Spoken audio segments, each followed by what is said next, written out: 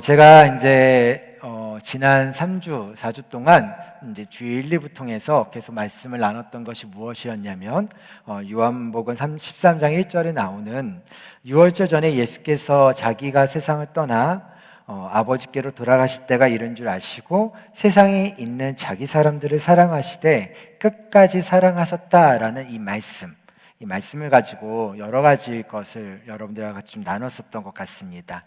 네, 청년부에만 나오셨던 분들도 있으셔서 아마 이 내용이 어떤 내용인지는 모르실 수 있겠지만 그래도 3주 동안 했던 내용의 시종일관의 모든 이야기는 예수님의 끝까지 사랑을 우리가 닮아가자라는 이야기였기 때문에 그렇구나라는 정도로만 생각해 보시면 될 것 같아요. 하나님의 예수님이 우리를 향하신 그 사랑의 모습과 그 사랑을 향한 우리의 반응이 어떠한지를 생각해 보는 것은 우리가 이 땅에서 평생 살아감에 있어서 가장 큰 화두로 가지고 있어야 될 문제이다라는 생각이 들어요. 왜냐하면 그 하나님의 사랑 그리고 예수님의 그 사랑의 헌신 때문에 우리가 구원을 받은 것이고 우리가 구원을 받은 자로서 이 세상에서 구원을 받은 자로서 살아갈 수밖에 없는 인생이 우리의 인생이다 보니까 그러면 우리가 그것을 왜 어떻게 살아내느냐는 되게 중요한 거겠죠. 예를 들어서 내가 어떻게 표현할까요? 회사원이다. 회사원인데 그 회사가 양복을 입고 다녀야 돼. 그 양복을 입고 다녀야 되는 거면 나는 이제 매일 아침마다 양복을 고를 때마다 무슨 생각을 해야 되는 거예요? 내가 지금 회사를 가야 되니, 회사에 합격해서 회사를 가야 되니, 나는 지금 양복을 입어야 되는 상황인 거예요. 그렇죠? 근데 만약에 그 회사가 자율복장인 거야. 양복을 굳이 안 입어도 돼. 그리고 양복을 입는 게 오히려 갔을 때 뭔가 좀 애매할 것 같아. 그러면 어때요? 내가 회사를 다녀야 되는데 나는 지금 이 복장을 자유복장으로 좀 입고 가야 되겠다라는 생각을 한단 말이죠. 그렇죠? 그러니까 무엇인가 어떤 상황이든지 내가 어떤 행동을 하거나 어떤 삶과 어떤 생각을 할 때의 동기가 있다는 거예요. 그리고 그 동기는 우리는 언제나 그것을 외면할 수는 없어요. 그러니까 내가 회사원이고 양복을 입어야 되는 회사인데 자유복장으로 가. 그럼 뭐예요? 이제 한마디 듣겠죠. 반대로 가. 그러면 쟤는 무슨 양복 입고 다녀? 이런 식으로 얘기도 들을 수도 있단 말이에요. 그러니까 정반대의 상황이 될 수 있다는 거예요. 똑같아요. 그리스도인으로 살아간다는 것도 동일한 것이죠. 그럼 그리스도인으로 살아간다는 것이 무엇이냐? 그것은 예수님의 사랑을 받았기 때문에 그 사랑을 표현하는 방식이 그리스도인의 삶일 수밖에 없어요. 왜? 예수님이 그렇게 하라고 하셨거든요. 그게 이제 우리가 살아가는 삶의 방식일 수밖에 없다는 거예요. 그게 싫으면은 뭘 안 하면 되는 거예요? 그리스도인을 안 하면 되는 거예요. 그게 싫으면. 그러니까 우리의 모습이 어떠한지를 생각해야 된다라는 것을 고민해 보셨으면 좋겠어요. 물론 지금의 시대가 이제 내 마음대로, 내가 원하는 대로, 내가 바라는 대로, 내가 생각하는 대로 이렇게 살면 되긴 하겠지만, 이제 그런 인생과 그런 삶의 모습이 우리 안에 있다 한들, 우리가 과연 그것이 세상의 주류랑도 맞지 않는 내 나름대로 생각으로 나 혼자만의 어떤 길을 걸어갈 수 있느냐? 사실 그건 또 그렇지 않다라는 거죠. 아마 그런 얘기 많이 들어볼 거예요. 요새 유튜브 보니까 이제 공무원 시험 하다가 공무원 보다가 갑자기 6개월 만에 나와서 한 6개월인가 1년 동안에 자기가 공무원 때보다 아니면 이전 때보다 몇 억씩 버는 어떠한 유튜브에 소개되어지는 이게 뭐죠? 그 미장 이렇게 건축 가가지고 미장 노가다처럼 이렇게 하는 거나 또 이 필름 이렇게 바르는 여자 이렇게 나와가지고 보는 걸 봤거든요. 그래서 보면서 대단하다라는 생각을 했어요. 근데 그게 어떤 면에서 보면 이렇게 평가할 수 있죠. 이 사람은 세상이 갖고 있는 어떤 생각이나 주류에서 벗어나서 자기만의 생각과 자기만의 어떤 삶을 개척했다라고 얘기를 해요. 그렇죠? 네. 근데 더 크게 볼까요? 그 세상은 이미 있는 세상이에요. 무슨 말인지 이해돼요? 그 세계는 그 필름지 하고 그렇게 일을 하는 세계는 이미 있는 세계예요. 있는 세계에서 여기에서 여기로 넘어간 것을 개척했다고 얘기하는 거지. 그 자리에서 그 위치에서는 그냥 한 사람이 그냥 들어온 것뿐이에요. 그러니까 자기가 생각하는 주류에 그냥 한 사람이 지금 그냥 새로 신입생이 한 명 들어왔다는 개념일 수밖에 없어요. 뭘 말씀드리고 싶냐면 인간은 아무리 자신의 어떠한 창조적인 것으로 인해서 창조라고 스스로 생각하면서 해가는 어떠한 것이라 할지라도 결국에는 유한할 수밖에 없다는 것을 말씀드리고 싶은 거예요. 그렇기 때문에 이 유한한 인생의 삶의 모습 가운데서 우리는 그럼 어떤 모습으로 살아갈 것이냐가 중요한 거겠죠. 그리스도인이 가지고 있는 특징이 하나 있습니다. 그것은 무엇이냐면 유한한 인생을 무한한 인생에다가 접붙임하는 게 그리스도인의 인생이에요. 이게 무슨 말인지 이해되죠? 그러니까 하나님에게 내 자신을 드린다. 그러니까 하나님과 동행하는 삶을 살아간다.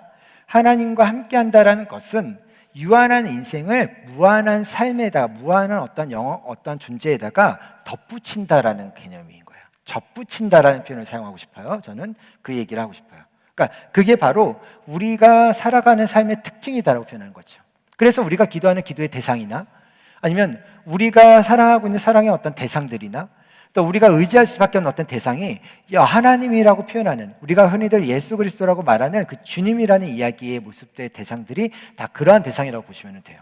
그러니까 우리가 찬양하는 대상이나 우리가 기도하는 대상도 또 우리가 어떤 말을 귀담아 듣는 어떠한 대상도 다 무한하신 하나님이라고 우리가 믿고 있기 때문에 그 무한하신 하나님께 우리의 모습과 우리의 인생을 접붙인다라고 보시면 돼요. 그 생각 안에서 우리가 지금 오늘 보는 내용을 보고 싶은 거예요. 왜냐? 사랑이라는 것은 단순하게 우리가 사랑해야 돼, 사랑해야 돼 라는 말을 충분히 많이 들어왔어요. 그리고 너무나 진부한 이야기일 수 있어요. 하지만 조금만 비틀어서 생각해보면, 조금만 다른 관점을 생각해보면, 이것은 내가 유한한 인간이 무한한 하나님이 살아내시는 방식을 깨달음으로 인해서 뭐에 가까워질 수 있다? 무한에 가까워질 수 있다라는 거예요. 그렇다고 내가 무한한 신이 된다는 얘기가 아니라 이거를 이렇게 얘기할게요. 내가 하나님께 가까워짐으로 인해서 우리가 흔히들 듣고 있는 영원한 생명을 얻을 수 있다라는 말로 표현할게요. 알겠죠? 그러니까 그 얘기인 거예요. 그러니까 그게 바로 우리가 무한하신 하나님과 동행하는 삶을 살아낼 때 얻을 수 있는 거고, 그 하나님께서 우리에게 뭐라고 말씀하셨냐면 사랑하라고 말씀하신 거예요. 자, 어디냐면 요한일서 4장 19절, 16절을 보면 하나님이 우리를 사랑하시는 사랑을 우리가 알고 믿었노니 뭐라고 써있어요? 하나님은 사랑이시라 라고 되어 있어요. 그러니까 사랑 안에 거하는 자는 하나님 안에 거하고 하나님도 그의 안에 거하신다 라고 되어져 있어요. 그러니까 제가 아까 막 이렇게 썰처럼 이렇게 막 풀어놨던 이 논리처럼 이 논리의 모든 것들은 사실 이 말씀 안에 기결이 되어져요. 어떻게 기결이 되느냐? 우리는 무한하신 하나님에게 접붙인다 그랬어요. 근데 그 하나님이 뭐라고요? 사랑이시래요. 그러면 우리가 사랑이라는 하나님께 덧붙여질 때 우리는 어디에 존재할 수 있는 것이다? 사랑 안에 거할 수 있다는 거예요.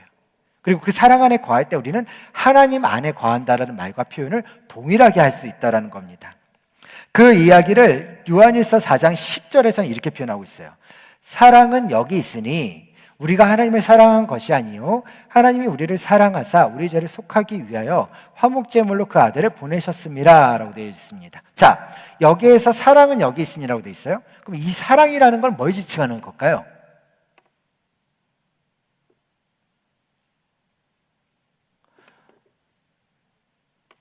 네, 조용하네요. 네, 이 사랑이라는 것을 뭘 지칭하냐면 예수 그리스도를 지칭해요. 그러니까 다른 말로 표현하면 예수는 여기 있으니 우리가 하나님을 사랑한 것이 아니요 하나님이 우리를 사랑하사 우리 죄를 속하기 위하여 화목제물로 그 아들을 보내셨다라는 이 뒷문장에 대해서, 뒷문장이 지금 앞에 있는 우리 사랑은 여기 있습니다라는 이 단어를 수식하고 있는 거거든요. 그러니까 다시 말해서 여기서 사랑이라는 건 지금 예수를 표현하고 있는 거예요. 그러니까 예수님이 여기 계신데 예수님이 어떤 분이시냐? 그분은 우리가 하나님을 사랑했기 때문에 예수가 온 것이 아니라 하나님이 우리를 사랑하사 우리를 뭐예요? 죄에서 속하기 위해서, 구속하기 위해서, 우리를 죄를 사하기 위해서 그 아들을 보내신 분이 누구다? 예수다라는 이야기를 해요.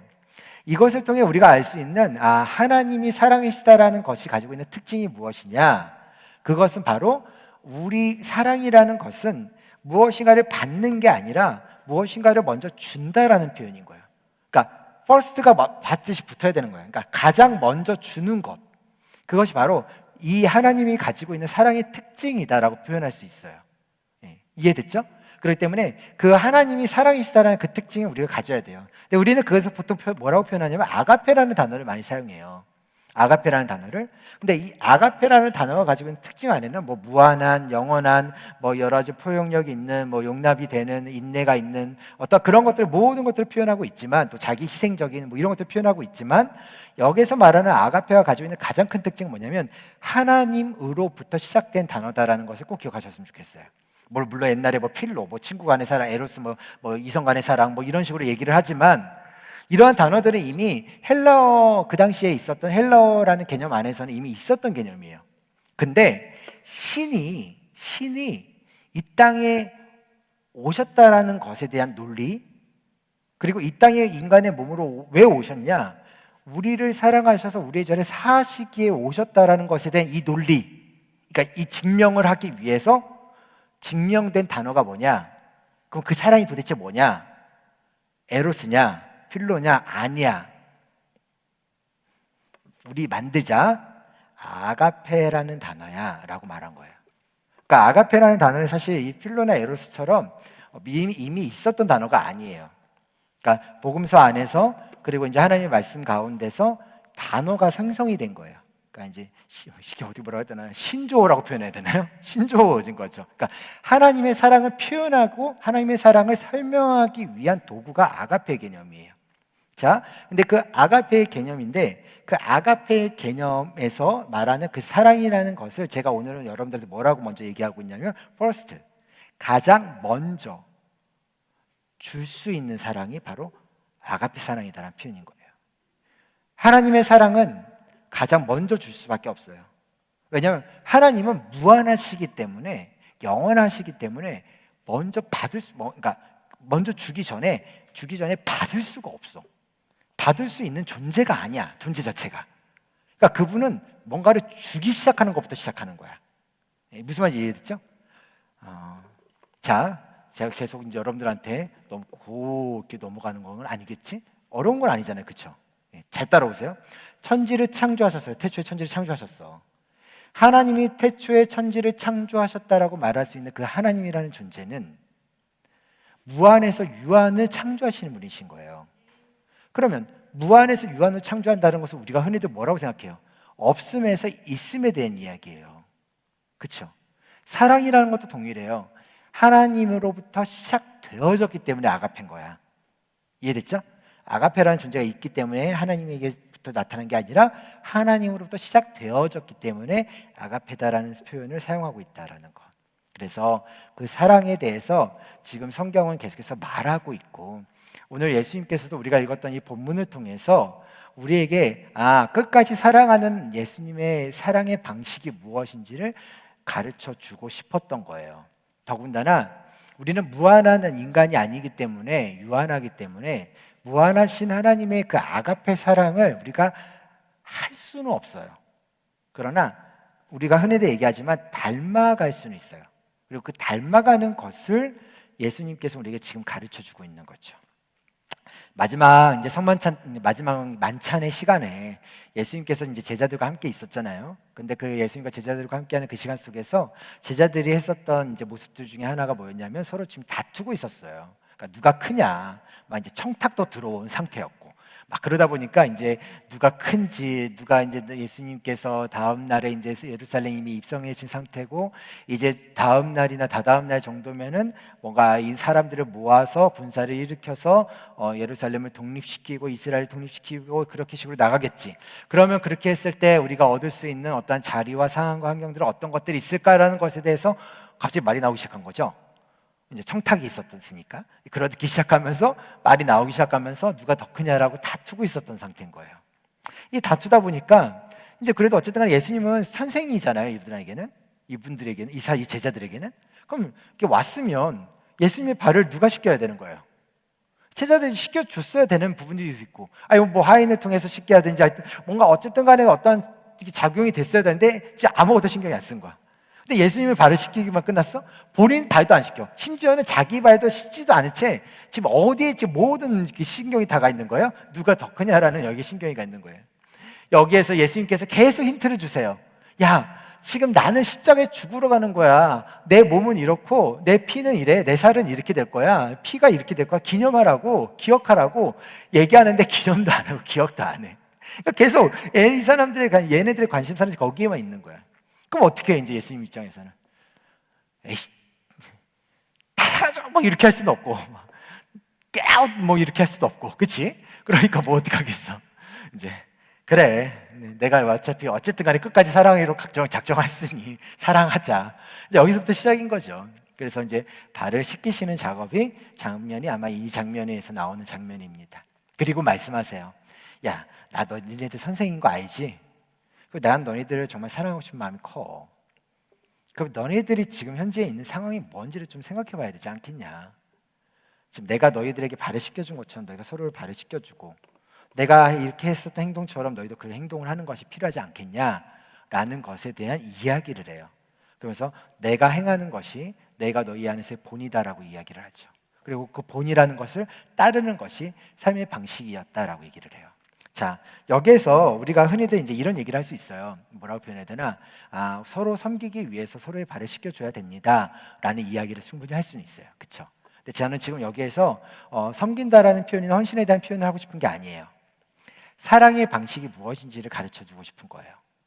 그러니까 하나님은, 예수님은 여기에서 충분히 자신의 능력이나 자신의 힘이면, 또 자신의 위치면 다른 방식으로 충분히 할 수 있어요.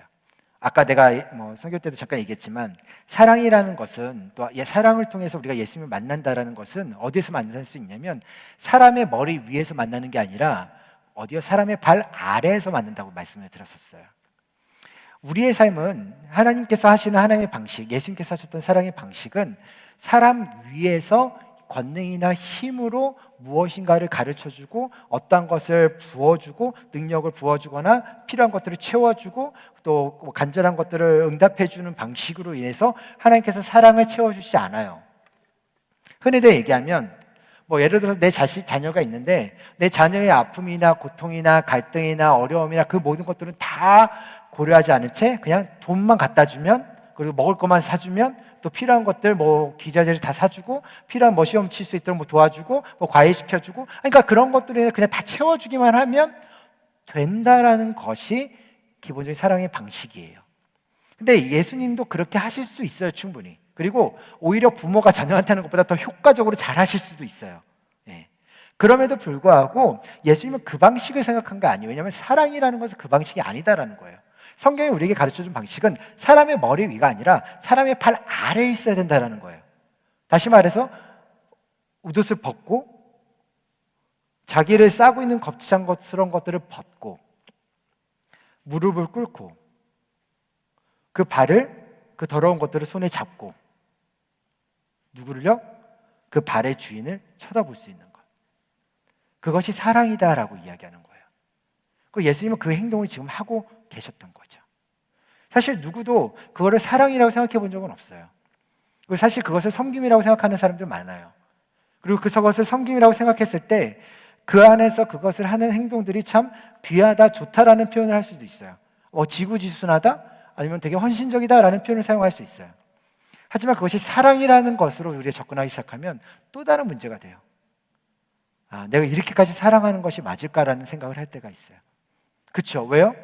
나중에 보면 어때요? 만약에 예수님은 그래도 뒷자리까지 아셨겠죠? 왜? 베드로가 부인하는 것까지도 말씀을 하셨던 예수님이셨기 때문에, 제자들이 자신을 다 떠날 거라고 이미 말씀하셨던 분이었고, 심지어는 이제 한 명의 제자는 자신을 거부하고 이제 자신을 팔 것에 대한 것도 이미 아시고 계셨던 그 예수님께서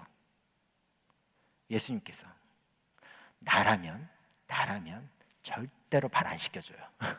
나라면 그걸 다 알고 있으면 왜 어차피 이럴 텐데 뭐해, 내가 왜 이런 마음 같겠지. 예수님이라면 예수님은 그러지 않았다라는 거예요. 근데 그러니까 그게 저와 예수님의 차이죠. 예수님은 사랑이 있고 저는 사랑이 없는 거고, 그런 겁니다. 사랑의 방식이 바로 예수님의 그 방식이었다라는 것을 생각해 봐야 돼요. 우리가 예수님을 닮아가는 예수 사람으로 살아내려고 한다면 우리는 이 사랑의 방식을 기억해야 돼요. 그리고 세상에서 하나님께서 자꾸 그 방식을 나에게 요구할 때가 있어요. 그 타이밍이 있어요. 우리가 이제 베드로전서 봤었지만 나를 불의하게 행동하는 나에 대한 주인들, 또 나의 상사들, 어떤 뭐 교수님, 뭐 여러 상황들, 그럼에도 불구하고 우리가 그리스도인으로 살아간다라는 것은 사실 쉬운 일이 아니에요. 어떻게 보면 내 희생으로 인해서 주님께 영광이 되면 좋겠지 라는 문장과 내가 그럼에도 불구하고 이 사람을 사랑해야 돼, 그래야지 하나님의 영광이 있을 거야 라는 문장, 뭐가 더 여러분들에게는 의로우세요?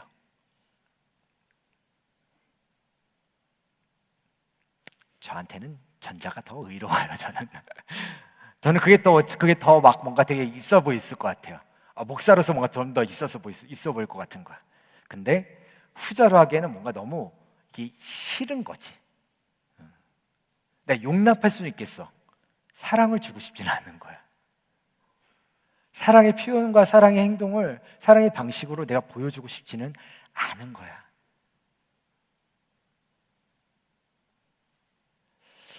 3년 반 동안 예수님과 함께 동행했었던 제자들이잖아요. 하나님의 말씀을 가지고 살았던 인생이에요. 그럼에도 불구하고 여전히 사람 안에는 사랑하기 싫은 게 있어요. 그게 아가페예요. 먼저 주는 것이 너무나 싫은 거죠. 기버, 호구라고 표현했던 그 기버의 인생. 기브앤 테이커도 아니고 테이커도 아닌 기버로서 살아내야 되는 인생이 과연 내 인생이라면, 그리고 그것이 그리스도인의 삶이라면 어떻게 그리스도의 삶을 계속해서 유지하실 거예요? 아니면 이번 주까지만, 오늘까지만 하고 난 내일부터는 모르겠다, 그냥 교회 안 다니게 된다, 이러시겠어요? 쉽진 않아요. 솔직히 말해서 쉽지 않다는 거 알아요. 하지만 잊지는 마셨으면 좋겠어요. 제가 오늘 이 설교를 통해서 여러분들에게 말씀하고 싶은 거는 딱 하나예요. 그렇게 살았으면 좋겠어요. 그리고 살아내봅시다. 근데 안 돼도 실망하지는 마셔요. 안 되는 거 알고 주신 게 예수님의 사랑의 방식이에요. 그것까지도 그냥 다 보시고 가시는 것이 하나님의 사랑의 방식이라는 것은 꼭 기억하셨으면 좋겠어요. 그리고 그 속에서 예수님을 닮아 가셨으면 좋겠습니다. 이 말만 하고 이제 마무리했으면 좋겠는데, 교회라는 곳은요 사랑을 줘야 되는 곳이에요. 사랑을 받는 곳이 아니에요. 사랑을 줘야지 사랑이 풍성해져요.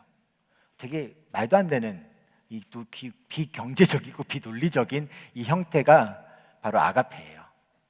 교회는 아가페의 사랑이라는 것으로 인해서 형성된 게 교회예요.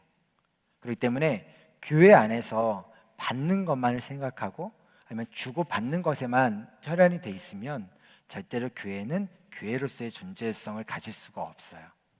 교회는 기버일 때, 호구 잡혀 있는 삶을 살아내는 사람들이 많으면 많을수록 교회는 더욱더 풍성해질 수밖에 없는 게 아가페가 가지고 있는 원리라는 것을, 성질이다라는 것을 꼭 기억하셨으면 좋겠어요.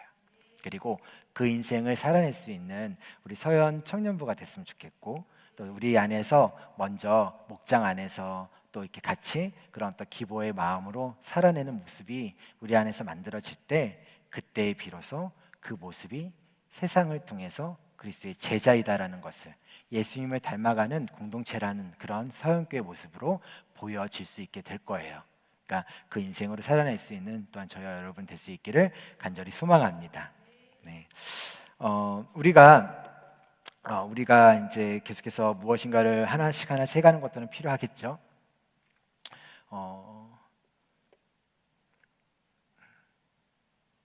필립 얀시가 그런 얘기를 했어요. 아까 여기 적혀 있는 얘기이기도 할 텐데, 필립 얀시가 했던 이야기 중에서 자신이 교회를 찾는 기준은 교회가 외부로, 바깥으로 시선을 가지고 있는 교회를 본인들은 찾는다라고 이야기를 해요. 무슨 말이냐면 기버는 결국에는 바깥으로 갈 수밖에 없어요. 왜? 안에 만족감이 없거든요. 왜 만족감이 없어요? 줬는데 다 준 거야. 더 이상 줄 게 없어. 어디로 가야 되겠어? 그 교회의 울타리를 넘어가는 거야. 그게 교회여야 되는 거예요. 우리 교회는 그랬으면 좋겠다는 저는 생각이 들어요. 그래서 우리 안에서 그런 것들이 풍성해져 가고 점점 퍼져가고 넘쳐갈 수 있는 부분. 그래서 제가 자주 얘기하잖아요. 농담만 진담반이기도 하지만 진짜 진담이에요. 우리가 오는 것, 가는 것에 대해서 잘 파송하고 또 오는 것에 또 잘 환영하고 하는 것도 그냥 기버로서예요. 이 사람이 뭐 유학생이든 뭐 잠깐 왔다가 가는 것이든 누구든 간에 상관없이 교회라는 공동체 안에서 그 시간에 왔을 때 하나님의 사랑을 알 수 있다면, 그리고 그것이 형제 간의 교제 가운데서 알 수 있다면 그것만으로도 저는 충분하다는 생각이 들어요. 우리 교회 특징상 요새 이제 그래도 유니스트 친구들도 많아요. 그러다 보니까 뭐 3년, 4년 아니면 7년 정도, 뭐 누구는 10년까지 있으신 분도 있겠지만, 있지만 여하튼 간에 그런 분들도 있지만 그렇게 있다가 또 교회를 또 떠나는 경우들도 있고 또 이 교회에서 쭉 자라오는 사람들도 있어요. 그러다 보니까 뭔가 그 순간에서 같이 지내는 시간들도 있어요. 근데 그것을 우리가 그냥 너무 지극히 자연스럽게 생각하시면 돼요. 이상하게 여기지 않으셨으면 좋겠어요. 왜냐? 영혼은 언제나 흘러와야 하는 곳이 교회이고 또 교회는 그 영혼을 또 흘려줘야 되는 것이 교회예요. 그러니까 그 교회라는 생각과 모습 가운데 살아가면 자유로워질 수가 있어요. 그리고 그 속에서 사랑을 같이 나눌 수 있고 그 시간, 그 한 시간, 한 점에 하나님과의 그 교제가 이어지면 이어질수록 하나의 인생의 선이 되어져 갈 수 있는 것. 저는 그것을 여러분들이 젊은 때에, 이 청년의 때에 경험할 수 있기를 간절히 소망합니다. 그래서 그런 모습으로 살아낼 수 있었으면 좋겠다라는 생각이 드네요. 그래서 이번 여름이 가능할지 내년 겨울이 가능할지는 모르겠지만 그래도 우리도 이제 밖으로 흘려줄 수 있는 이제 아우팅 사역들을 좀 해봐야 되지 않을까라는 생각은 하고 있어요. 그래서 단기 선교랑 이제 뭐 비전 트립이든 단기 선교도 일단 좀 고민하고 준비를 하고 있는데 정확하게 되면 알려드릴게요. 그래서 시간이나 아니면 이제 재정적인 부분, 뭐 본인 또 재정을 또 준비해야 될 부분도 있겠지만 같이 좀 갔다 오는 것도 좋지 않을까. 그러면서 하나씩 우리 안에서의 섬김과 또 바깥의 섬김들이 같이 연결되어질 때 진짜 교회의 모습을 우리가 계속해서 경험해 갈 수 있지 않을까. 그리고 나에게 향한 하나님의 교회라는 것에 대한 그 비전을 꿈꾸게 할 수 있지 않을까. 그런 생각들을 좀 해봅니다. 자, 우리 같이 이 시간 찬양하고 좀 기도하는 시간 가질 수 있었으면 좋겠습니다. 아까 우리 마지막 찬양 중에 김준곤 이제 돌아가셨지만 우리 총재님께 썼었던 CCC 총재님 썼었던 그 문장 안에서 한 손엔 복음 들고 한 손엔 성경 말씀을 들고, 제가 대학교 1학년 때 들었던 문구는 하나였어요. 한 손에는 성경, 한 손에는 전공서적. 기독학생은 이렇게 살아야 된다라는 것이 저희한테 있어서 그런 얘기 한 적 있죠. 농담반, 진담반으로. 뭐 우리 이제 제자훈련 시작하고 이제 하고 청년 중에 사였긴 하지만 저 제자훈련 할 때는 성적표 제출했었어요. 제출하고 한 학기 끝나고 또 성적표 또 제출하고 떨어지면 잘리고 그랬었던 때가 있었던 그런 훈련의 시간들을 경험했었던 것들이 있었어요. 근데 그때는 그냥 그게 맞다고 생각했어요. 왜냐하면 한 손엔 성경과 한 손엔 전공, 나에게 주어진 삶이 하나님의 말씀을 어떻게 변화될 것이냐에 대한 고민, 그것이 우리 청년의 때 해야 될 정말 제대로 된 고민이 아닐까라는 생각을 했었거든요. 아마 여러분들의 이제 전공이 끝났으면 여러분의 삶의 자리가 있겠죠.